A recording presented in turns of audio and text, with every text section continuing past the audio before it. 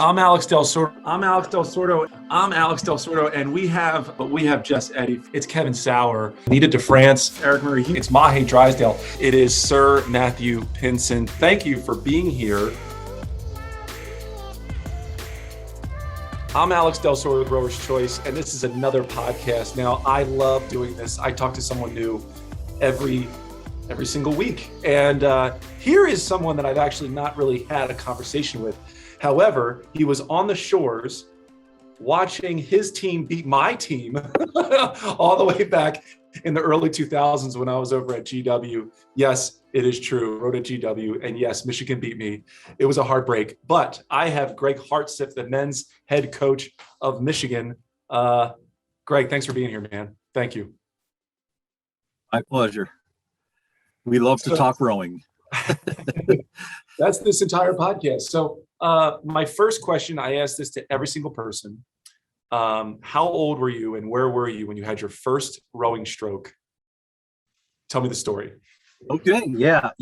Fall of 1986, my freshman year of college, I was planning to walk on at Grand Valley State and planning to walk on the football team as a place kicker.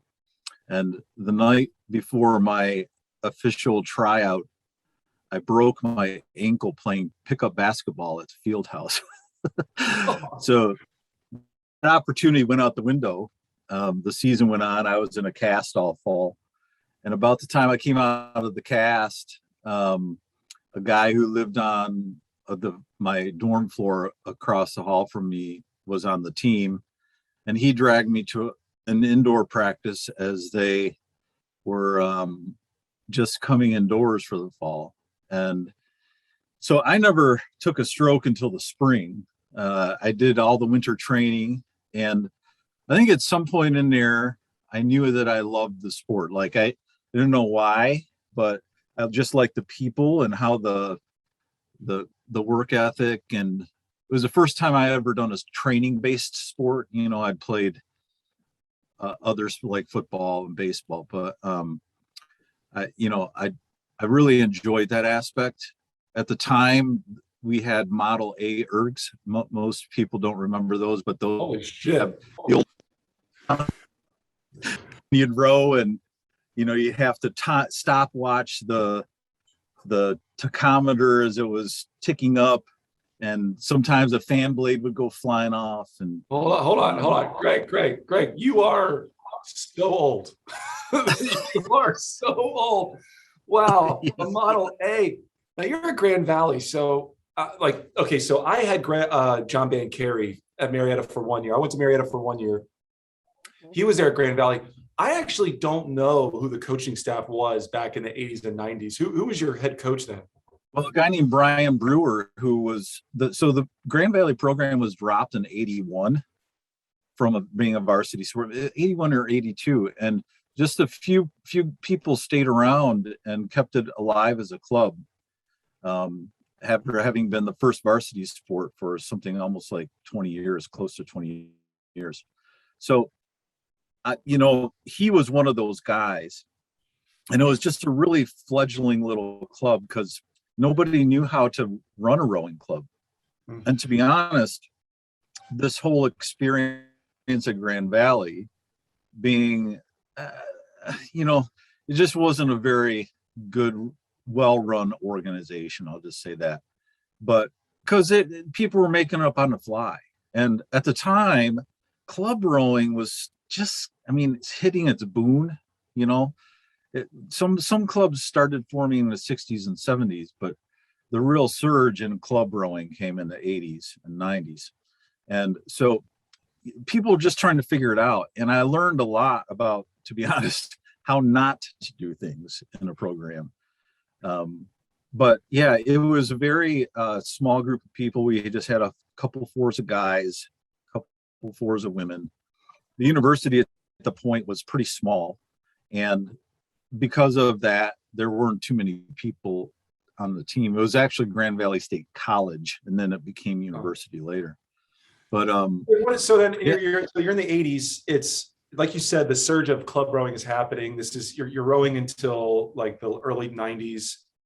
Men's rowing at the national level started to build, right? That's when you started to see speed at the national level. What did you do after Grand Valley State? Did you carry on a national team level at all? Because there just wasn't a lot of guys doing it in the late 90s in America. Yeah. Well, at the time, Chris Korzanowski was the technical director and the head coach. And, we lived for these updates because I was trying to make the national team, though I was never successful in it.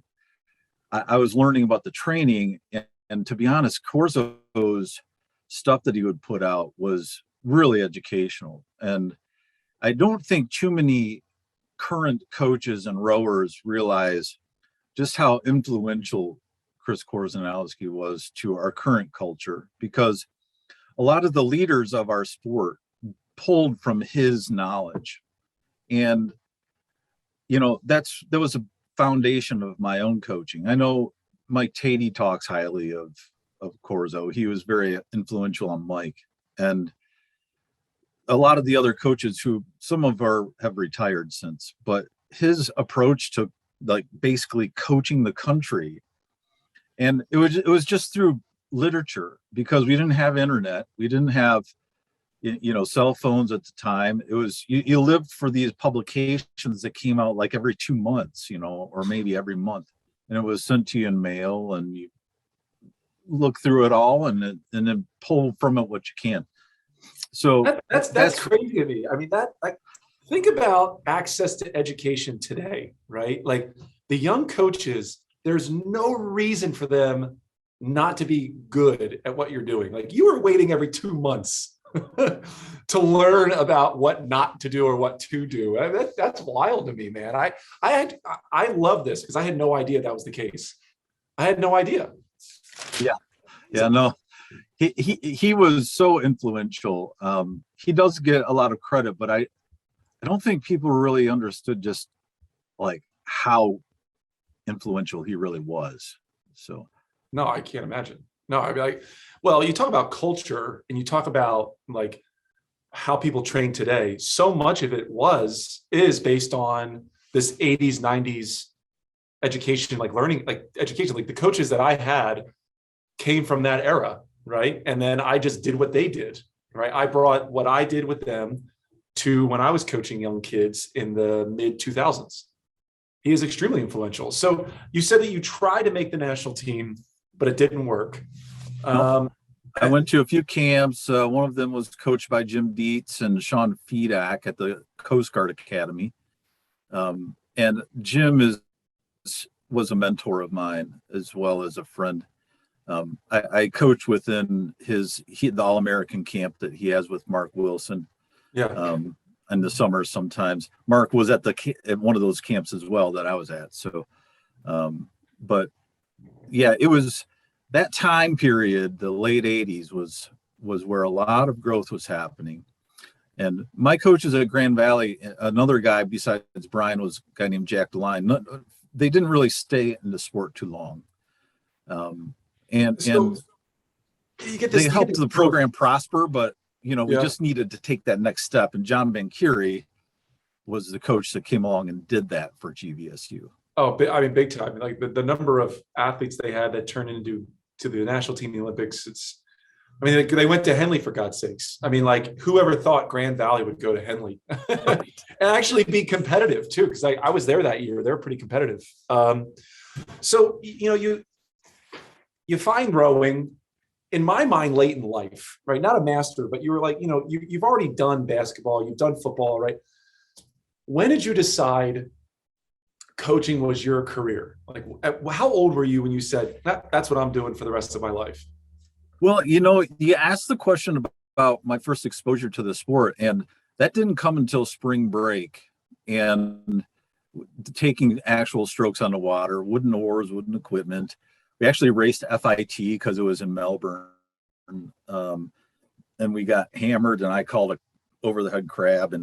But I think it was during that time period I was like, okay, I don't know exactly how this is going to fit into my life, but I knew that at some point, like rowing was going to be a part of my future for a good long while, even on that trip, because I just loved everything about it.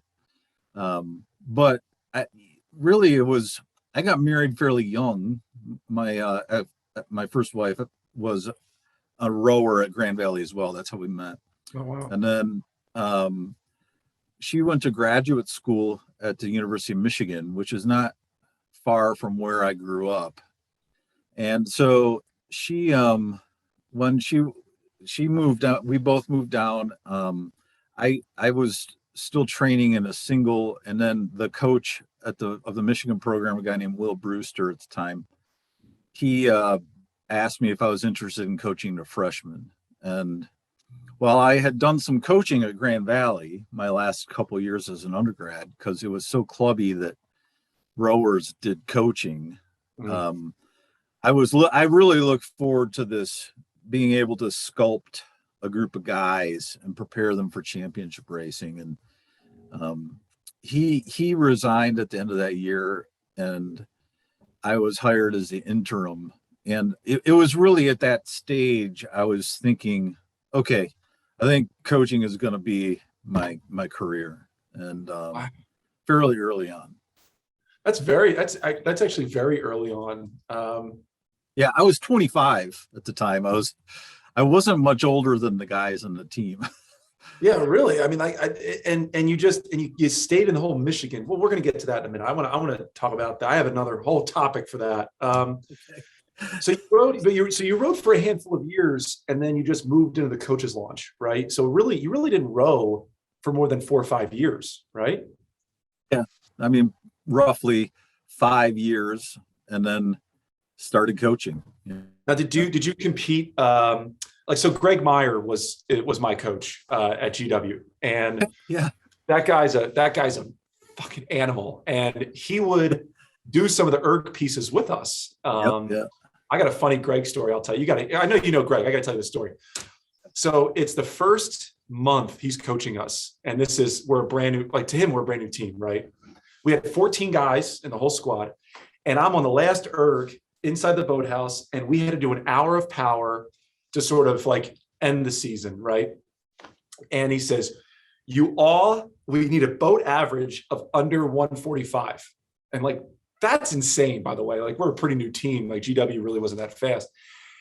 And he sees us all dying, like we're blowing up. He picks up the stairs that you climb up to get the boat and hurls it across the room, goes, I'm just going to do it. He takes his shirt off in jeans and does an hour at a 144 in front of all of us. And we're like, this is the scariest human being we have ever come across. Like, the dude crushed all of us. He beat all of us. And we had this sticking memory, obviously, like many years later in my life. I still remember that day. But Greg, I guess my point is, he still trained. He still rode. He did all the competitions. He did the head of the Schuylkill, the head of the Charles. Did you do that too? Did you carry a little on? bit? Yeah, I would sometimes compete against the guys. I used to do a thing as a way to inspire them over the semester break training that I called Hartsuff's Hollard Day Hour, where we would pull an hour piece, and then whoever beat me would get this T-shirt. And Oh, that's cool. yeah, and usually, the better guys would beat me, but I would be okay. I would go sub 150 or so on it. And Yeah.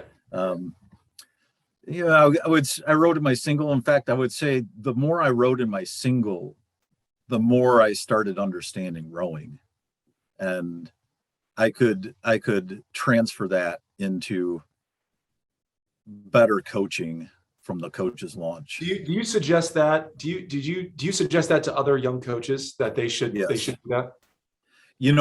Yes, I do. I think the tendency for young coaches, at least for me, I would go to the U.S. rowing conventions and sit in on the seminars given by experienced coaches. And I was always looking for the magic phrase, right? The phrase that you could tell somebody that would instantly make rowing make sense to them, and they would become a better rower. And while the language is important, how you craft and create visions in people's head with your language, I began to realize I needed to understand rowing at a deeper level. Like, how the system worked, how the hydrodynamics worked, how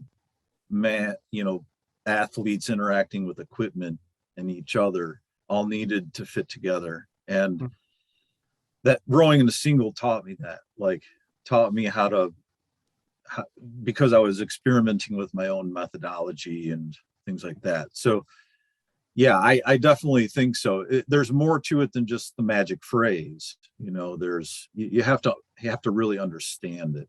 And so That's yeah, a valuable but lesson. getting into a small boat will help with any athlete or coach do that for sure. I like that. I'm gonna highlight that, because we tend to draw certain things from, we're searching for the magic phrase, so to speak. Like in our podcast, we want the nugget to get someone to come and listen in and learn. All right, I want to shift gears. So you were a founding member of ACRA. So this is a major topic to me, because I think something's happening in the sport of rowing again that happened when you were there. So tell me briefly a short history of the founding of ACRA, why you did it, and when did that happen? Sure. So I built my initial the architect, the framework for our team, even as it exists today, was built by attending the ACRA. And for the kids in my program in the mid 90s and late 90s who latched onto this, it was all about how well we're performing at the ACRA. And we set very, very clear goals for being there. And this drew a higher caliber of athlete into the program, guys with bigger goals. And as a result, it attracted more people like that. And I'm only telling this part of the story because we started doing pretty well there. In 2002, we finished 6th in the 10 and then the next year when Harvard and Yale came, we finished 7th.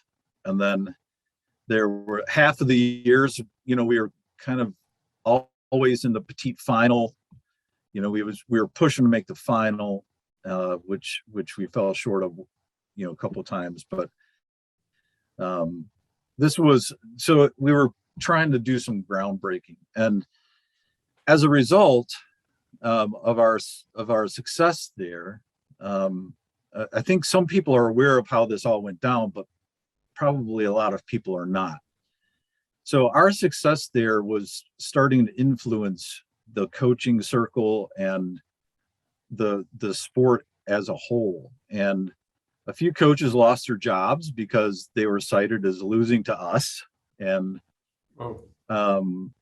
but probably the thing that led to ACRA's formation was our exclusion from the ACRA, which was catalyzed by the Rutgers program being dropped as a varsity sport. And in the media at the time, when it was announced, the reason that was cited by their athletic director was, well, it doesn't matter if they're a club sport anyway, they could just go to the ACRA and beat other programs like Michigan does anyway. And so at the time, the coaches that were leading the ACRA, and I had gotten at that point heavily involved with the ACRA. I was on what they call the Good Guys Committee, which was the 7 coaches, because some people don't realize originally there was a 5-school stewardship for the ACRA of Columbia, Penn, Syracuse, Navy, and Cornell. So the coaches and the ADs of those programs, and then upon invitation, a Pac-10 coach, and then a Dadvale / ECA and IRC coach, which was me. And so I had been on that committee for 5 years, and I would do the seating, and we'd set up different rules and stuff. That all, in combination with other roles that I had, sort of gave me the insight that here's how an organization needs to work better. Again, it was some of the flaws of the organization of the ACRA at the time kind of I could identify with. So when it came time, and those coaches some of which were my friends, a few of them are still around, but a lot have retired. They felt bad about kicking the IRA, the club schools out of the IRA, but they were doing it in their mind to like save the sport, because if Rutgers was going to drop men's rowing, they saw that they are at risk themselves if they were to lose to club programs like some of them were doing. So in the fall of 2007, it was about this time of the year, actually, we had a meeting, the annual IRA meeting on Penn's campus, and we're all sitting in the room, and it was a topic on the agenda. And at that point, the director of the meeting, the Penn AD at the time, asked all the coaches of the club sport teams to leave, because the conversation was going to be had among the stewards and the varsity programs. And there were probably a dozen coaches in there. I know Chuck Crawford was there, John Bankieri was there, the other coaches of the club teams at the time. And so we were led to this library where we all were sitting around, and we knew what was being discussed, because it was on the agenda. And it was really in that room there, literally, as the IRA varsity coaches were making the decision to exclude us, that the formation of ACRA happened. The two were happening literally at the same time, because and my whole thing was my kids need a championship to prepare for that is good and quality and keeps them working hard. And because that's what the program was built on. So we talked about how this was going to work. And then a few weeks later, we got on some conference calls, and we had it really all drawn out by early January. A couple friends of mine, many people know Bob Jogstetter from Tulane, a former national team coxswain, but Bob was really involved with the ACRA oversight, and he wasn't at the meeting, but we started talking about how great this would be. So it took some time. The things that we were banding about there is what sort of events do we offer? Because I was more of the mindset of like an sprint model, where you have a 1V, 2V, 3V, you have a freshman 8, etc. And I didn't deal with the fours and pairs and things like that, even though that was great at the IRA. For us, that model was a real reason why we got pretty good at the program. But there was some compromise, and eventually we sort of settled on what, like, the Olympic model, if you will, of event offerings, and the point system and how team points, because that was the other thing that my team was built around, really, was winning the men's team point trophy. So that needed to I am so fascinated.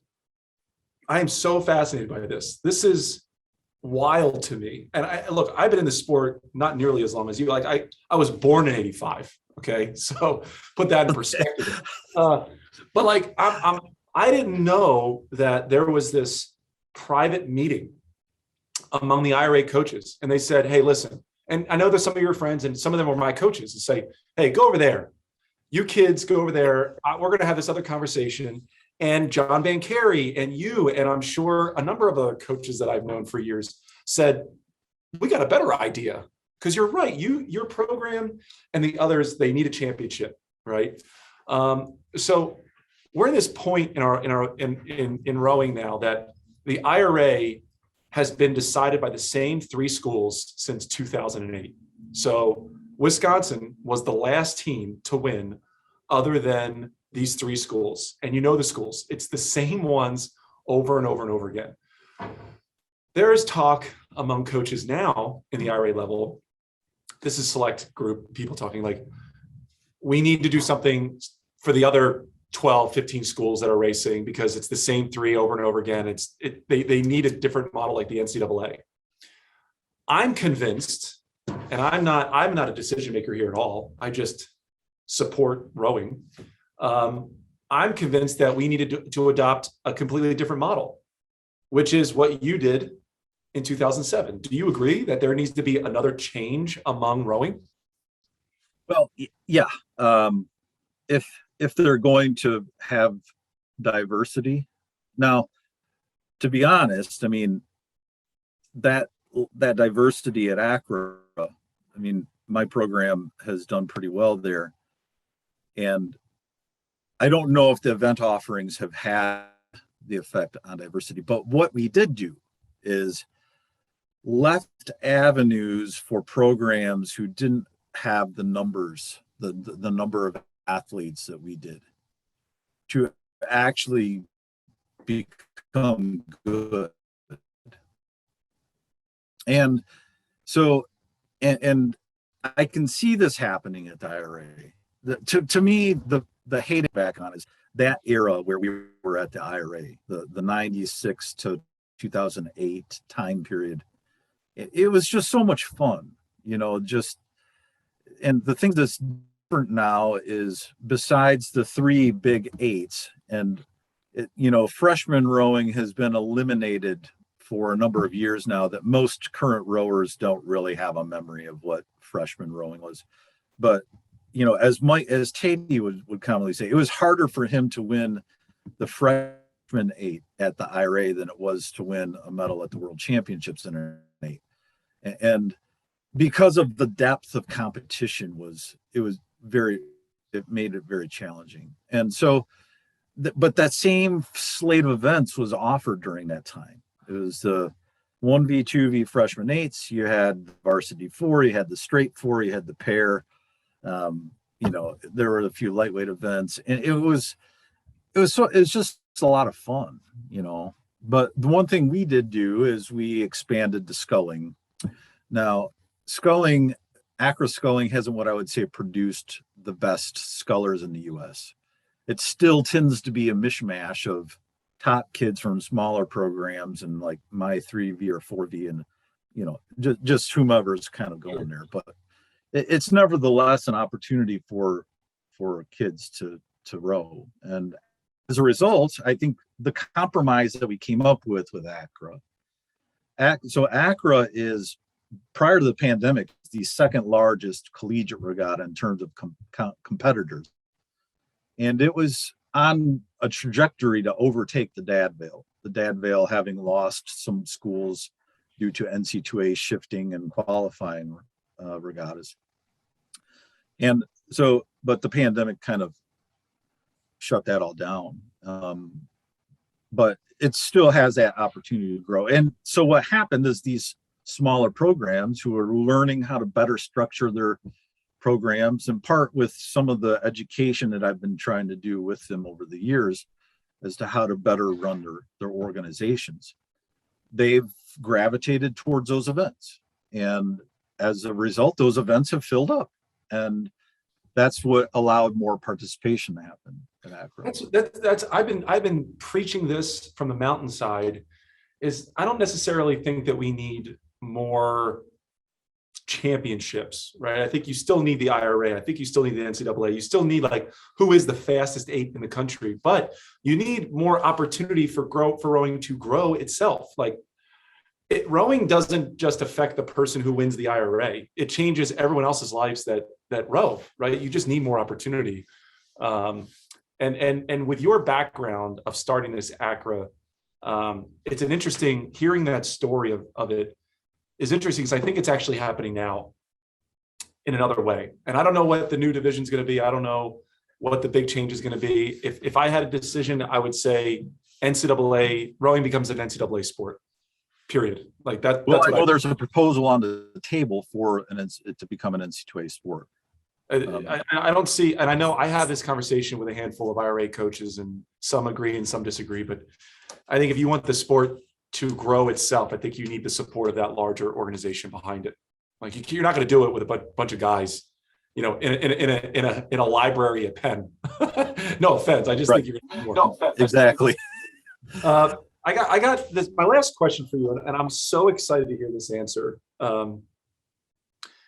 I said before the start of this that there's only a handful of coaches that have stayed at one program their entire career. And, it's the Harry Parker, BB Bryant, Chris Clark. We talked about this. I look at your career and you found a lot of success at Michigan, but I also think that the average human being just wants to keep going, right? Like they want to get to the top level. They want to get to a fully funded NCAA program.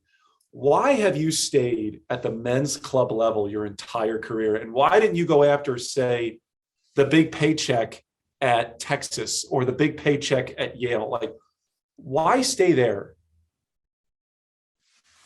I mean, this is probably not the answer you're expecting, but because I got divorced. Wow. My boys were all small. My youngest son was just a year old, and my ex-wife and I decided to divorce. So this was 2006. This was all happening at the time that the ACRA was kicking the clubs out and ACRA was formed. And I didn't want to move out of my boys' lives. So, because one of the clauses in my divorce was, if one parent decides to move, the other parent gets full custody. Dude, well, first, let me take a step back for a second.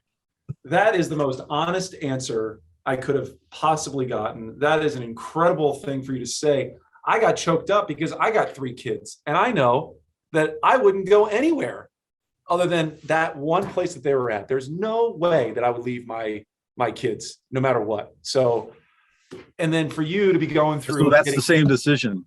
Now, at the time, I really loved and still love coaching in Michigan. So there are worse places to be than stuck in a job you love to do. So it really wasn't. And yeah, I had gotten some coaching offers, people reaching out, asked me to apply. And I always had to turn them down because I wasn't going to move out of my boys' lives. So, that's the basic reason. But the other thing is I really like, I grew up around here, but Ann Arbor is an awesome town.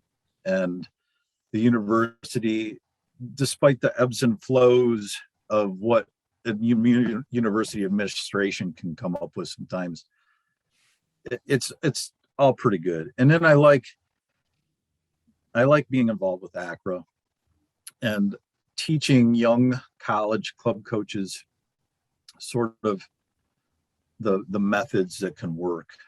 Because I have probably dozens of conversations every year with coaches, and if nothing else, we commiserate, right? But because it's just a different landscape. Every so often I get a coach who just, maybe they rode at a varsity program or even come from overseas and are just unfamiliar with how a student run organization, how different it is. And I was in that scenario at Grand Valley, and I know the frustrations that they have. The thing that I've always said is, so in a university, as a club team goes, you're part of the club sport department, and club sports are the lowest priority within rec sports. And rec sports as a department is the lowest priority of student life. And student life, which in most places slightly structured slightly differently from place to place, but they oversee like housing and the unions and dining, all that stuff. That's the lowest priority rec sports is. So, and then student life is the lowest priority of the university's larger umbrella, as they look at the academic side and all that. So you're the lowest priority of the lowest priority of the lowest priority within the university. So because of that, things tend to be structured by the university to basically avoid lawsuits. I mean, they essentially, the oversight that they give is based on don't get us sued. And so there's a lot of frustration with that. And the fact that the students are empowered, and this is what I've always drawn the parallel between US rowing and our national team with collegiate club rowing. There's a lot of student empowerment. And in US rowing, there's a lot of student, not student anymore, but athlete empowerment. And particularly in the way the landscape as it's being drawn currently right now. Yeah. And I think sometimes coaches have a hard time dealing with students, because in a college club setting, administrators intentionally go to the students for either advice or how to structure things and get things done within the university. And coaches are often excluded intentionally because their vision is, well, we want the students to make the decision. And fortunately, here at Michigan, they see a different way of doing that, and the coaches are included, and we have authority over a lot of things. And primarily, they've recognized that there's a benefit to having a coach here overseeing it, if for no other reason, a safety reason. And they recognize that the safety reason trumps every other reason on their philosophy. It's not the Tiddlywinks Club where you're sitting at a table playing Tiddlywinks. You're on the water, people can drown, people can get hypothermia, people can get injured by colliding boats, So they saw that from a risk management perspective, there's a value to having a coach. And we're actually in discussions with ACRA right now as to how to expand and educate the rest of the country administratively on the rec sports level, so that situations like what happened at Iowa State this past spring and Northwestern a few years ago don't happen anymore. So there's a huge gap. So you said something earlier. You said the most fun time was between 96 and 2008. Time was awesome. The coaches were in their 30s and 40s. They were following Chris Korzanowski's, leadership, but they've been doing this for a while. Now you're seeing a new breed of coaching coming in that are in their 20s and 30s that don't know anything about running programs. And guys like you, not putting you on the spot, you're at a point where you're starting to retire, right? So all that education needs to be soaked up and given out. And you said that you talk to coaches all the time and are consistently dozens of coaches. We see on our side that not a lot of coaches are reaching out to the older generation for advice and for opportunity. So if there's anything that I can do to push that education platform on ACRA, please tell me what I need to do, because you're right. It's completely lost. After your generation, there's a smaller number of people that really know how to run a larger program, not just at the collegiate level, but at the high school and club level down, like at the junior level too. Yeah. Well, and even at the national team level, this is our country offers our biggest strength as a nation is also our biggest weakness, in my opinion, and that's freedom. We have a lot of freedom in this country, and it's a great thing because it provides opportunity for people in our country. And I really like Mike Taty's comment he made a number of years ago. His biggest competitor is Wall Street, and there's a lot of truth to that. People who have elite potential, and this bleeds on down to the collegiate level and everything, they're siphoned off by the opportunity to make money and start their careers, so, and our country is so vast geographically, and we have a large population. It's a unique beast, the US. This is why people from other countries often come here and struggle, because the people have freedom. They don't have to buy what you're selling. And it's so spread out, and there's just so many things that can pull a good talent away from you, that they struggle with Americanism.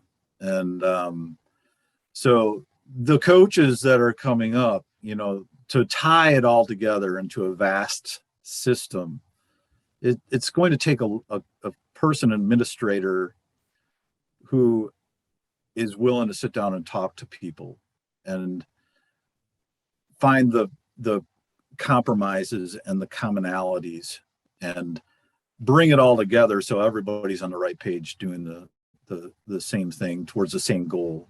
And so yeah, I mean, it's the newer coaches, although I will say this, Alex, is I have a lot of faith in youth.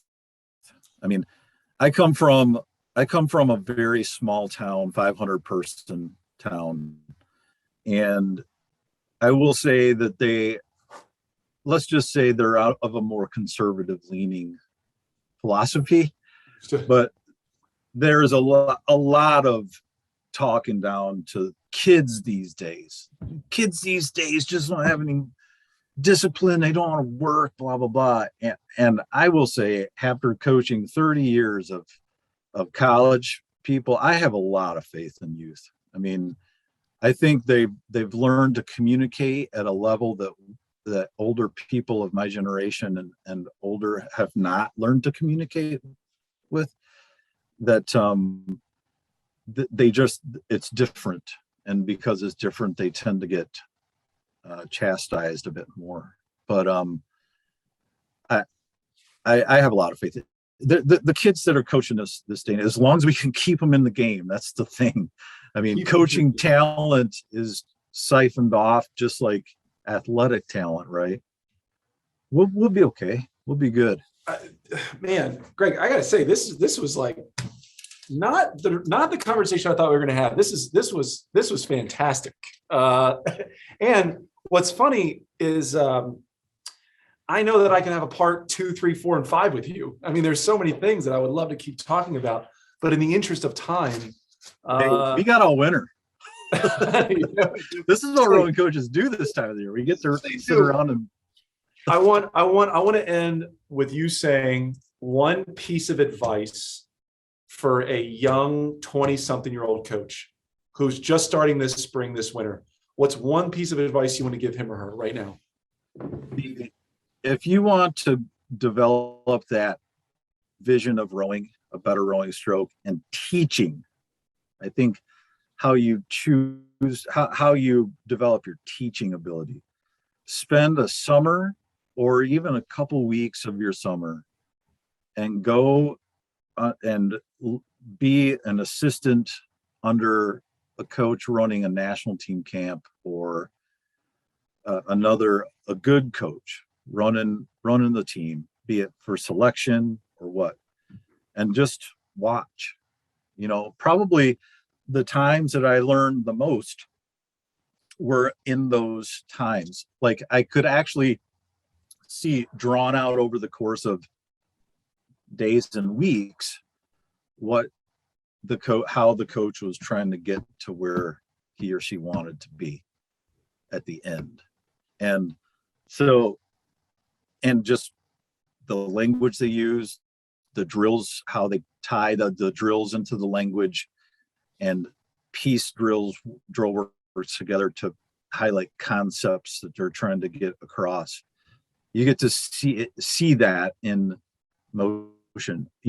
We're having conversation, you can pick up stuff from seminars, but it's a different thing when you actually in the launch with them, So, because probably the camp I learned the very most from, to be honest, was the 96 or 7 camp that was being held in Elkhart, Indiana, of all places. And at that camp was, Chris Clark was coaching it was the under 23 pre-elite team. Yep. Chris Clark was running that team, and there was Paul Cook was there from Brown. Yeah. Justin Moore was there, former Williams coach, Syracuse coach. Reichman spent a stint there. A few other coaches, Tom Sanford, and we'd take turns coaching. and just whatever the thing was. And so at that camp actually was Volpenheim as an athlete, and a number of guys who Sebastian Bea went on to win Olympic medals within the several years after that. And that, to me, that couple weeks that I spent doing that, like it became the cornerstone of my coaching, to be honest. I mean, at that time, I'd only been in coaching for 3, 4, 5 years, and I was doing okay. I mean, we won some medals at the Dad Vale and a few other places, but it set me down a different path watching other coaches do their thing. And so that's my advice to any young coach. Go spend time while you can before you start having kids. And you can't just jet off for the summer. That's the time is to do it when you're in your 20s. I wish I was 25 again, because I'd just go out and I'd find some guy to go be with and learn. Gregg, thank you for this. I know that we're going to be having you back, but everyone tuning in and listening or watching this, you know how to get a hold of Gregg. In this podcast somewhere, in the link somewhere, you're going to see a way to get a hold of Gregg over at Michigan, and I'm sure he will answer any and all of your questions. Thanks for tuning in. Gregg, thanks for being here. My pleasure. Thanks for having me. See ya. Happy training. I'm Alex Del Sordo. It's Kevin Sauer. It's Mahe Drysdale. It is Sir Matthew Pinson. Thank you for being here. There it is, CJ. Killer. That was awesome. I got 6 pages of notes. This is insane. Hey. Like I got 2 pages, yeah. It's so funny you said, and I'm just gonna end on this one here, Gregg. You said 96 to 08. John Bancari sat me down recently. He said the best athletes, the best time he's ever had was 96 to 2006. Those 10 years, and I say this, I preach this on this podcast, that's the best time of rowing in the history of American rowing. There's no question. Those 10, 12 years at the high school, junior, and even national team level, that's the best we've ever seen. And I tend to agree. Yeah. I it was just fun. If I could go back and live like a rowing year over and over, it would be in that era. It's funny. You said it a few times. You said rowing used to be fun. And that's something that Alex and I, this is all we talk about. We want to make rowing fun again. You know, we were growing up rowing in that time. I started rowing in 97. He started rowing in 98 or 99, something like that. 99. And so that's what we want to bring back. We want people to look forward to this rowing. It feels like something weird's going on with the sport that we're trying to push through, but well, you were cool if you rowed in those times. Like at high school, I was like a cool kid if I rowed, right? Now you row, you're a nerd. You're like a dweeb if you're a rower. And I got to get away from that. Kills me. There were some great, at that point, some great Dad Vale crews as well. Yep. Oh, yeah. One of my favorite races ever actually was when Georgetown made the final of the ACRA. I think it was 98. And that was when Tony Johnson's son Greg Johnson was rowing there. And the following year it was Temple. Jason Reed was in that crew, was stroking that crew. Yep. There were some Dad Vale crews that would edge in there and make the final. And it was just so much fun, you know. Yeah.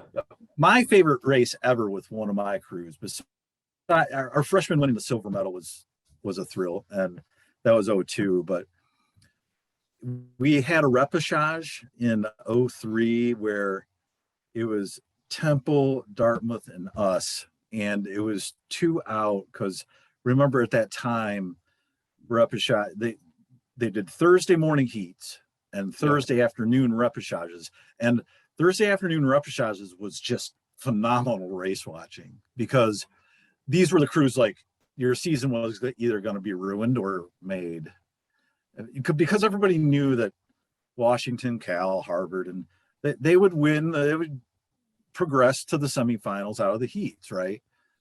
And we were in this race with Temple and Dartmouth and my guys, and there were a couple other crews, and it was just a dogfight the whole way. And then somehow my crew found another gear, in the last couple 100 meters and sprinted out to take the spot and beat both Temple and Dartmouth and sent Dartmouth to the third and fourth level semifinals. And it was just, those are the type of races like I wish we could go back and have, you know, and it exists at some of the races now. I mean, I think modern racing is fun, don't get me wrong, but there was something about that era that's almost like 20 years ago, right? Like, yes, it was. You still remember it though. Like, yeah. Oh gosh, yeah. I remember the exact guys. And Matt Hughes was in that crew. He went on to row in the 08 Olympics. You know, this whole pandemic, I don't know how it's really affected you guys, but I have to say this past fall has been both a lot of fun and probably one of the hardest years I've ever had. I mean, this fall, getting the kids, this past fall, it's just been pulling teeth. I mean, what's happened with the second spring loss this past spring, I only have a handful of guys on my team in my senior class who've experienced a normal spring. All the other guys on my team have not experienced a normal year.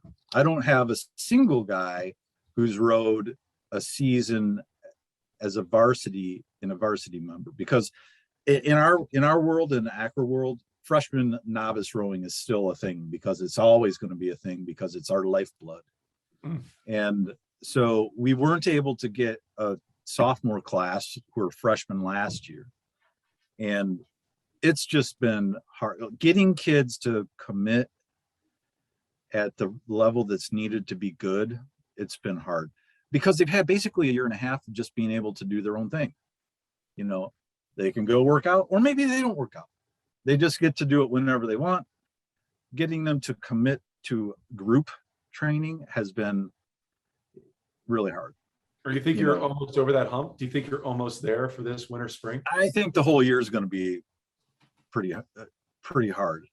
The biggest change that I had to make in my program was getting rid of some of the bullshit excuses for missing practice, which is a thing for clubs that varsity programs do not have to deal with, and is probably, to be honest, the absolute key if you're actually going to be good at this level. Is what bullshit excuses do you tolerate for missing practice? Coach, I got to go off and go to my niece's baptism. My grandma's 95th birthday is coming up. I'm going to be missing practice for this. And so for me, this has been like stepping back in time to an era where I was starting to lay down the law as to what it could be, what the acceptable excuses for missing practice are. And because the thought process of a kid when they come into a club program is, well, it's just a club. It's just, it's not as committal. I mean, we get kids who come here because they think, well, being part of a club is not going to be as much work as being on a varsity team. So I'll go here, and it's like, it's going to be it's going to be as much work plus some, because you're going to have to do run rower, I mean, you guys have such a history though. Like your history proves otherwise. Like I know Michigan, if I walk into Michigan, it ain't no joke, man. Like You're cranking, you're going hard. But you know what, Alex, an 18 to 21-year-old kid does not, they're in the here and now. They don't, I mean, it doesn't matter really what all these other kids before them did. I mean, it's in the here and now. We hated having to race you guys. Like, we hated it. It's like, oh my God, we got to race these guys. Look how big they are. It's like, I remember your 05, no, your 07, 06 crew that you had. I fucking hated racing you guys. You would always take a length on us right off the start, and we had to reel you back in, and you would beat us by 2 seats. You beat us every time. Every time. I never beat Michigan. I beat Michigan once. There were some good dudes in that era. Yeah. Senior year, I beat you guys. That was it. But no, you guys beat me every other time. I'm like, oh man. And UVA was fast too. Yes. The other thing that was a part of that same era we're talking about is Trinity had gotten pretty good with. They were really quick. Larry Gluckman at the helm, and Larry was a mentor of mine as well. And that rivalry was, to be honest, it drove my team, to race them at the NIRC it was on our radar every year, because every year they'd win one, then we'd come back and win the next year, then they'd win the next year, and then we'd win. It just went back and forth like that for almost 7 or 8 years. And that was at that same time. I love it. Oh my God, I love it. I love the excitement, man. Thank you so much, Greg. Yeah, thanks, man. I'll see you guys. Okay, guys.